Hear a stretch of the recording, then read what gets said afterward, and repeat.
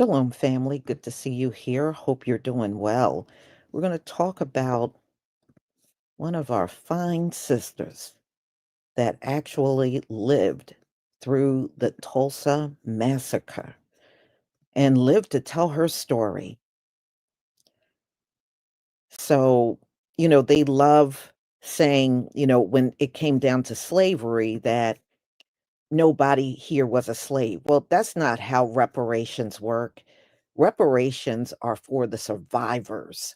It's not for the dead idiot. And they know this. They know this, y'all. You know, they just think they can clown us out like we're stupid. Well, here you had a case at one point in time, her brother was still living. So it was three survivors. He passed, and she passed at 111 years old. That is absolutely amazing. You can't even imagine the things this woman saw in her lifetime. Her family had their own store in Tulsa. And of course, after everything happened, she was a maid. So she never really had much, as far as income for the rest of her life. So we're going to talk about her. And I was looking at pictures of her even when she was younger. So she's had a long life there in Tulsa. And her entire family was with her. And I got one person on the video actually is friends with one of her grandchildren, and he speaks about her. So they called her Mother Fletcher. That's what the people around her used to call her. And she was the oldest of all of the survivors. When did this happen? It happened when she was 7 years old. So that was, what, 104 years ago. She was 7 years old. And she witnessed the violence and what happened in Greenwood, where she used to live with her family. So she was a child in 1921, and the area she lived in was considered affluent. In Oklahoma, it was torched by white citizens in what became known as the Tulsa Race Riot, one of the most violent acts of violence in American history. And she testified in Congress, how she was terrified in hopes of, eh, getting reparations for herself and her family. She died on Monday, so she died yesterday. She she died, y'all, in the hospital, according to a close family friend. So she's just one surviving witness in the massacre. Leslie Randall, who is also 111, 6 months younger than Fletcher. So, so Leslie is the only one left, and she's 111. But see, that's what they want, y'all. They want them to just all pass away so they can finally put this behind them, something that was caused by their people and this government. So the Greenwood neighborhood at that time, when she was 7 years old, it was home to about 10,000 people in the early part of the 20th century, and it became known as Black Wall Street for all of the successful entrepreneurs and its residents and the prosperity of many families that lived there. The neighborhood was destroyed in a massacre, and they reported 300, people got unalived, but the people that were there said it was way higher than that, and I do believe them. So it left a lot homeless. Some of them were taken to almost like a detention camp where they kept them. So she grew up in a working class resident of Greenwood. Her stepfather was Henry Ellis, held several jobs at once, from breaking in horses to selling clothes. Viola went to school in Greenwood and attended Wednesday night and Sunday services at a Baptist church. She remembered watching Greenwood men gather to make homemade ice cream on special occasions while women prepared pies and layered cakes. So she remembered a lot. And when you listen to her speak, you can tell she didn't lose her faculties. You can tell she was still all there. Definitely. So I have some footage of her speaking and doing a testimony, and I'm going to let you listen to her. And like I said, when you listen to this powerful young 111-year-old woman, you can tell she's been through a lot. You can't even imagine what you would see in that amount of time, but she's seen a lot. All right, let me go ahead and share my screen so you can hear her yourself.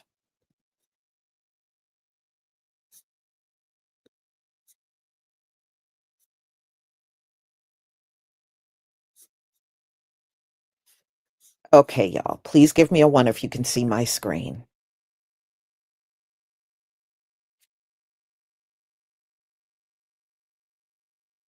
Oh, yeah, the Most High will get everybody and their descendants that were involved, because these folks, they think they don't have to pay for their father's sin. And that Supreme Court in Oklahoma that denied them. Oh, yeah, y'all are all under judgment, every last one of you. All right, let's get started.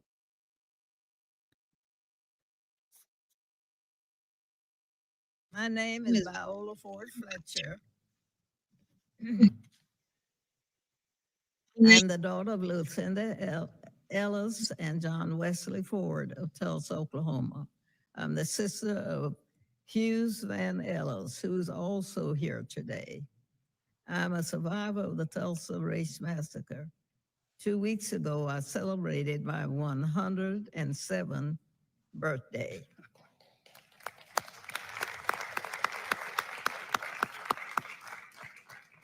Today, I'm visiting Washington, D.C. for the first time in my life.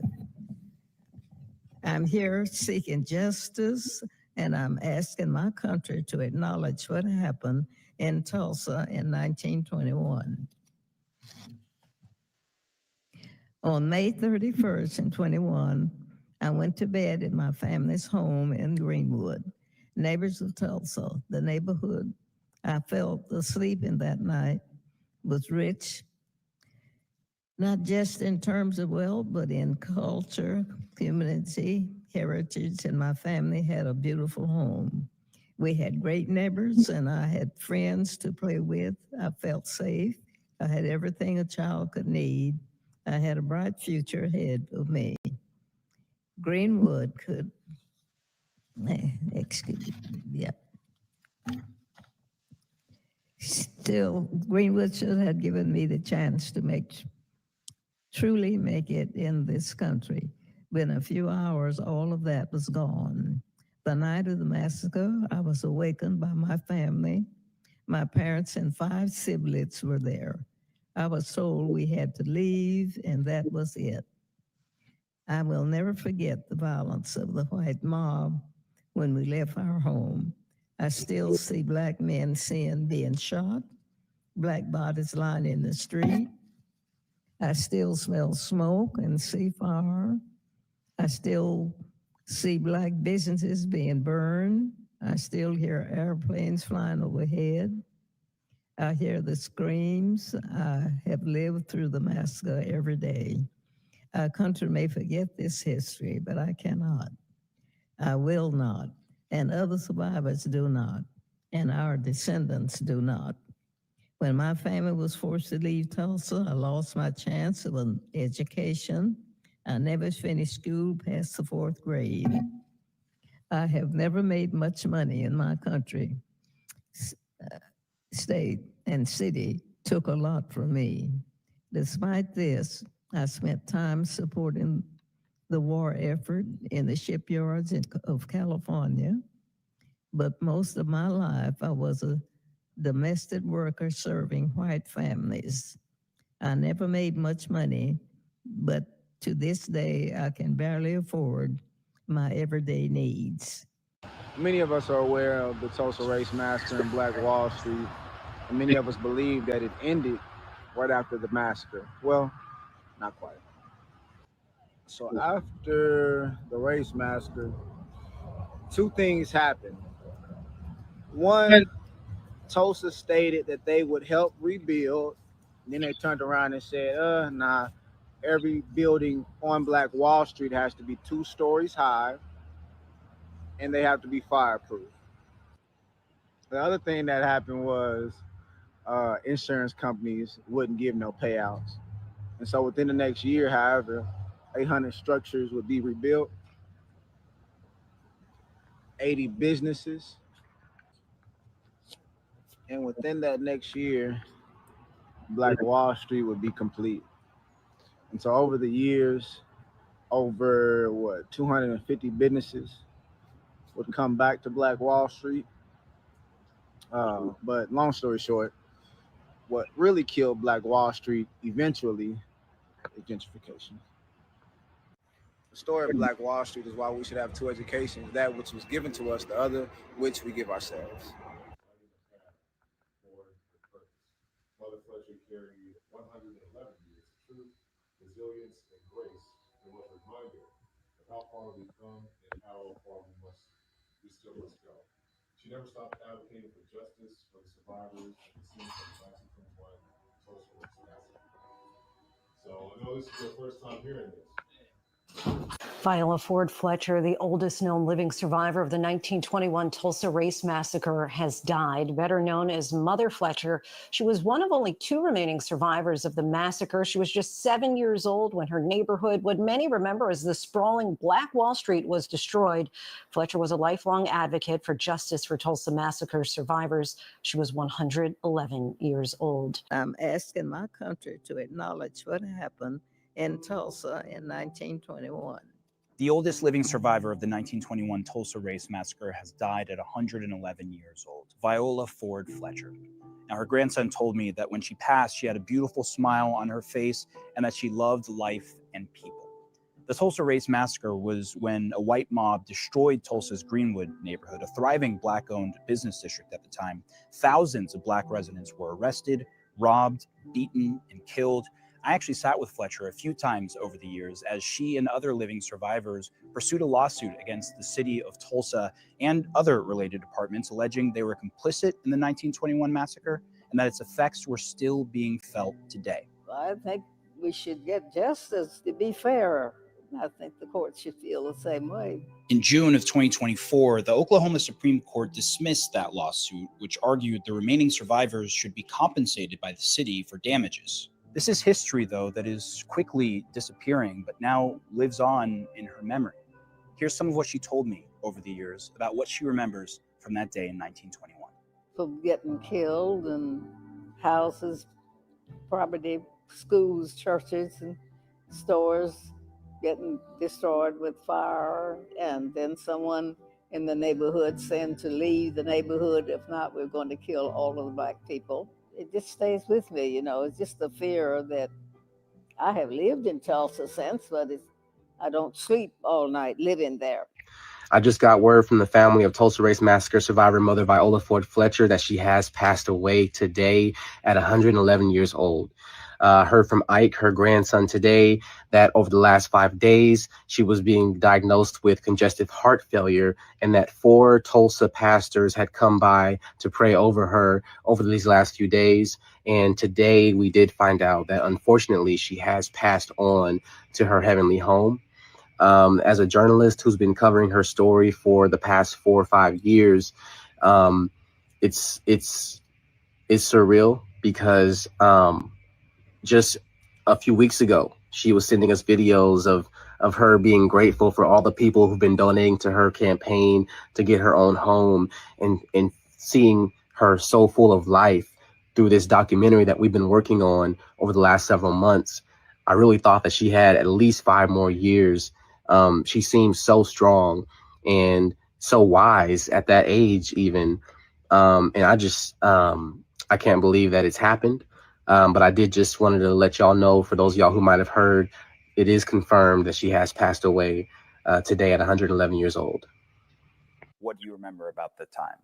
People getting killed and houses, property, schools, churches, and stores getting destroyed with fire, and then someone in the neighborhood saying to leave the neighborhood, if not, we're going to kill all of the Black people. It just stays with me, you know. It's just the fear that I have lived in Tulsa since, but I don't sleep all night living there. 109-year-old Mother Fletcher, as she's known, is one of only 2 people alive who remember firsthand what the 1921 Tulsa Race Massacre was like, sitting with us alongside her grandson and niece. How do you think your life would have been different if this had not happened? I would have got an education to where I could get a better job, like especially being a nurse. Throughout the interview, his grandmother's hearing wasn't always perfect. He said, even after everything happened, He often had to check that she could hear my questions. But as we wrapped up, all right, you look great, you sound great. Well, good. Oh, you heard that. That was Viola Fletcher, the oldest living survivor of the 1921 Tulsa Race Massacre, has died. Fletcher was just 7 years old when a white mob destroyed the Greenwood district of Tulsa, once known as Black Wall Street, killing hundreds, burning businesses, schools, and churches, and leaving as many as 10,000 people homeless. Fletcher carried those memories for more than a century. In her later years, she became a national witness to history, speaking with students and journalists and testifying before Congress. I will never forget the violence of the white mob when we left our home. I still see Black men being shot. I hear the screams. I have lived through the massacre every day. Our country may forget this history, but I cannot. Fletcher was one of 2 survivors who sued the state of Oklahoma seeking damages from the city. Last year, the state's Supreme Court rejected their case, dealing a serious setback to a decades-long fight for reparations. Fletcher's grandson, in confirming her passing, said she had a beautiful smile on her face. She loved life. She loved people. Viola Fletcher was 111 years old.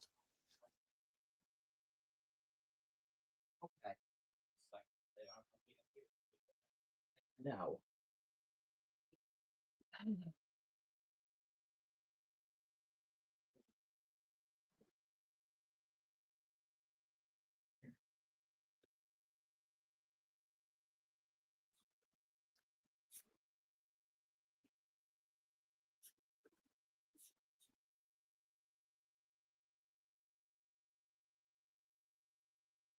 Just lost. Mother Viola Fletcher, Oh, the yeah. oldest survivor of the 1921 Tulsa Race Massacre, has died at 111 years old. Wow. She testified before Congress at 107 years old in 2021 about the massacre that destroyed her community when she was 7 years old. She spent her life speaking out against violence and advocating for reparations for survivors and their families. Rest in power. 111. 111. Yeah, there's only one more survivor, and she's also 111, but she is 6 months younger than Mother Fletcher.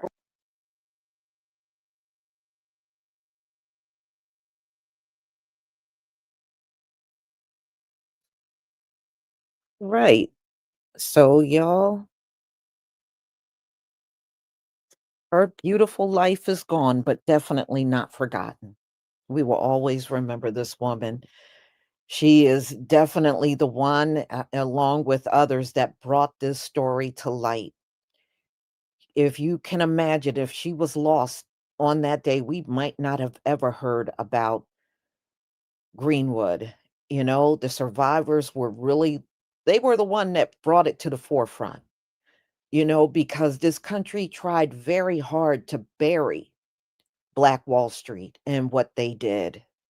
And, you know, I'm just grateful that we know about these things. We just like we know about how successful the towns were that white mobs would raid, because these folks have gone above and beyond to continue to make us feel like we are not capable, and which is bullshit. I never met any of our people and they felt like they weren't capable. We know we are. They know we are. You wouldn't have to keep destroying people and sabotaging them if they were incapable. You wouldn't have to worry about them. But the fact that they worry about us all the time and we're always on their mind, no, we're not stupid people, far from it. We're not at the bottom because we're stupid. We're at the bottom because we have been heavily sabotaged by other groups and this government. So it's crazy, y'all. It's a lot of crazy things going on out here. Um, I did the story on Marjorie Taylor Greene. Do you know there's other GOP in Congress that's ready to step down just like her? They're ready to go. So we'll see how many more will leave, but they said there are several that are ready to do the same thing that Marjorie Taylor Greene did in the Republican Party. So, there are people that are saying MAGA is dead. MAGA is dead. Maybe it is. Maybe it is. So, y'all, I want to thank James Mitchell for your super sticker. I deeply appreciate it. Janet Johnson, thank you so much for your super chat. Change is going to come. Yes, it is. Yes, it is. And thank you for your support for my channel, The Crawford Experience. Thank you for the 12-month membership. Reparations, reparations, reparations. Rest in power, Mother Fletcher. Amen. Thank you for your support for my channel. So, y'all, be on the lookout. I don't know how true this is, but there's rumors going around that Donald Trump may be letting Cash Patel go. So I'm just waiting because right now it's just people chattering about it, but that's what they're saying. But I'm going to wait. I'm going to sit on this one for a while to see if I get some concrete information about it. Then I'll do that story. So, everybody, thank you so much for being here.